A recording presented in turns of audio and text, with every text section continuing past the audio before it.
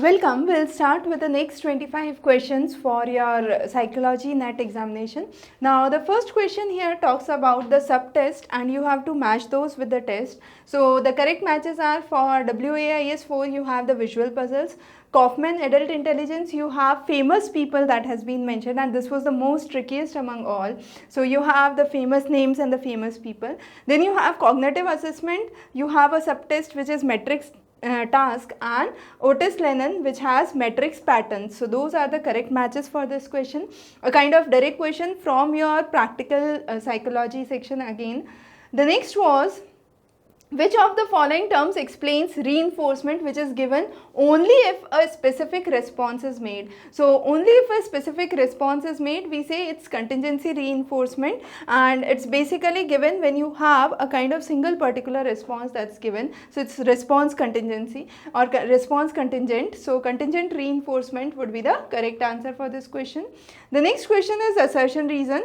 You have the various choices, the various assertions that are given. So as per Atkinson, a result which is high on hope of success and high on fear of failure, the resultant achievement motivation would be intermediate. That's correct, because the resultant achievement motivation is a product of hope of success and fear of failure. Now very important to note, this reason is a correct explanation for assertion and both the statements are correct if we interpret this word product as a result of. If it is product in the literal sense where we talk about multiplication, then this statement ought to be true or comes to be true. So incorrect, not true, false basically. So if it is a multiplication as a product, this would be false, but if it is a result of hope and fear of failure, the product means result of, then it is true and a true explanation for assertion.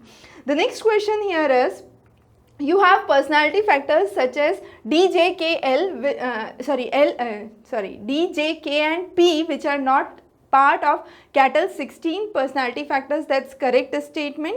And you have some personality factors appear only in life data or L data measures. So you have L data, Q data and T data. So both the statements are independently correct. Now Cattell's 16 personality factors are again important every time you have a question from this section. So remember this section carefully. So you have the list which is part of it, just remember it and revise it. The next is, during which stage most of the creative thinking occurs. So maximum creative thinking occurs during the period of illumination, when you have sudden ignite about an idea or a thought. So the next is the various concepts and the explanations for the same. So you have disjunctive concept that shows the presence of at least one of the several possible features. Prototype is an ideal model that refers to a particular concept. Then you have conjunctive that talks about a class of objects having two or more features in common, and relational that shows relationship between the object and the surrounding, as the name suggests. So even if you are able to mark one of these, you would have only two of the choices amongst which you would have to understand. Chimpanzee Sara was one of the outstanding achievement was the construction of sentence that involved conditional relationship. So that was again important and a kind of direct question that was asked. In typical learning experiment, which of the following are dependent variables?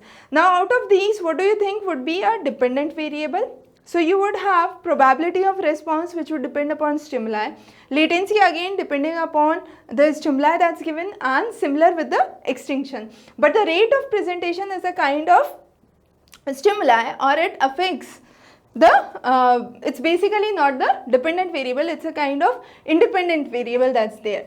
So you would have A, B and D as the correct dependent variables that are part of this learning experiment.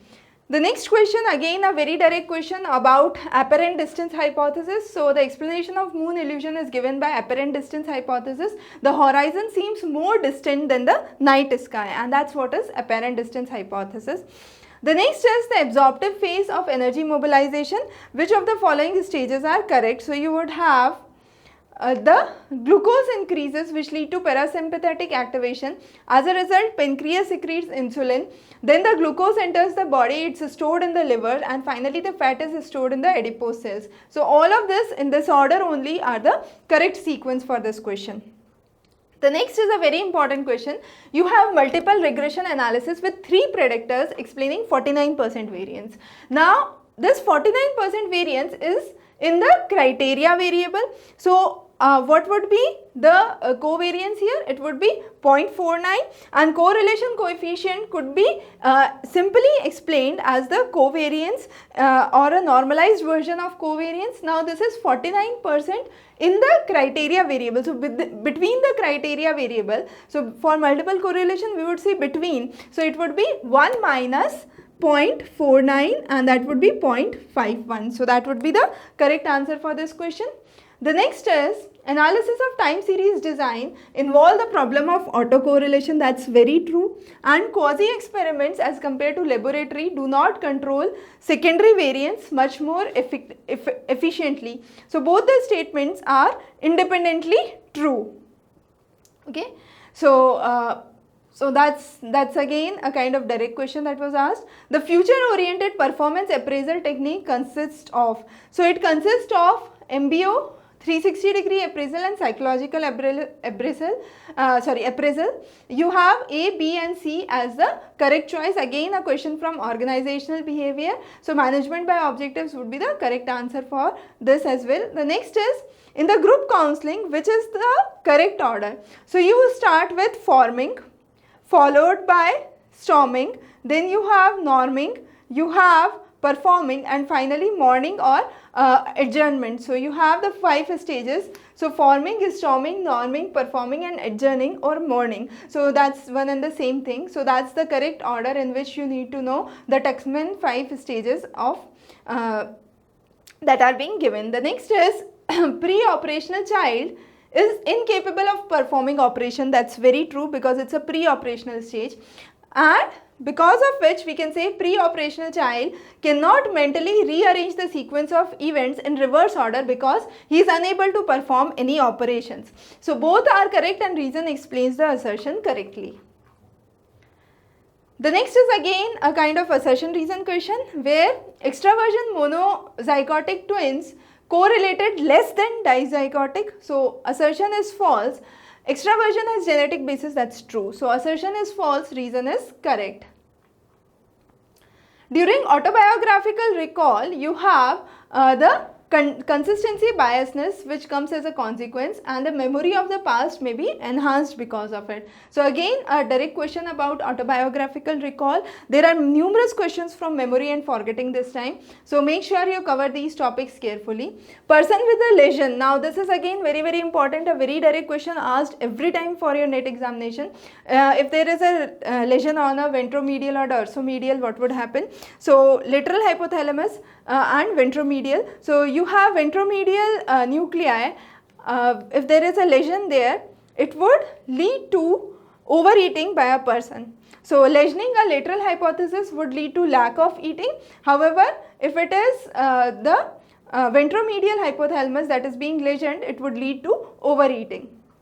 The next is percepts are based on. So, percepts are based on what we sense, what we know and what we confirm, and that is a very important study that has been given under conformity and non-conformity under the perceptual processes. So, you have A, B and D as the correct option. You have to match the list with the concept with the explanation. So, phrenology is the field that locates area of the brain responsible for specific aspects of emotion and behavior. So, that's the direct definition for it.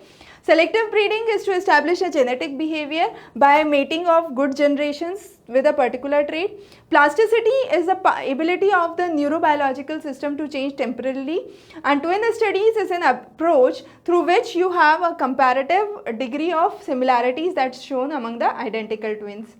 The next is you have the passage here. Now, this is important. The first line itself is important. The hypothesis is that the particular reward system for a fast reactions would improve the reaction time. So, improvement of reaction time is something that's focused here in the hypothesis. However, when it comes to result, we can see that it's 210 milliseconds before the reward, and after the reward it's 250 milliseconds. So you have 210, and after the reward the reaction time is increasing. That means the hypothesis that's given here, which shows that it's improving the reaction time, stands incorrect. So that's one of the things we need to understand. The second thing is, we are doing this analysis on the same group twice. We don't have two separate groups that we are studying. We have the same group on which we are doing it without reward, and on which we are doing with reward. So that's what is explained here. Now the question is, the researcher's hypothesis is definitely directional in nature, because the hypothesis is saying the reward system for fast reactions would improve the reaction time. So it's a directional hypothesis that's being given here. The next question is, which of the following statistical methods can be used for evaluating the mean differences? Now for mean differences, what can we use? Since it's the same group on which you are applying it twice, it would be paired sample, it won't be independent sample, and it won't be a man-Whitney because it's non-parametric. So paired sample and repeated ANOVA would be the correct option. So B and D would be the correct answers for this question. The next is, conclusion can be drawn as we discussed towards the starting. In the starting we say it increases or it improves with the reaction time, but towards the end we say the time that has been taken is increased. So since the time is increased, the reaction time is basically more, and it should be less. So the hypothesis is rejected in this case straightforwardly. The next question is, in the above study, the 4 periods were randomly selected. That's correct. And the random variation reduces the false reaction. That's again correct. And therefore, we are randomly selecting, because here in the paragraph, it's clearly mentioned that you select 3 to 5. The stimulus were randomly varied between 2 to 5 seconds. So we are randomly selecting it. So you have assertion and reason both as the correct correct statements, and reason as the correct explanation for assertion. The next is, in this experiment, reaction time can be labeled as, so reaction time can be labeled as a continuous variable because it's from 2 to 5 seconds. It could be 2.1, 2.2. It is dependent definitely. And finally, you have a kind of behavioral variable which is there. It's not a stimuli variable that's there. So behavioral variable basically brings an observable response in the organism, and this is what reaction time is doing here. So you have A, B and D as the correct explanations here. So with this we cover the set of next 25 questions. We'll be covering the last set of 25 questions in the upcoming lecture. So stay tuned, do subscribe, have a great day ahead.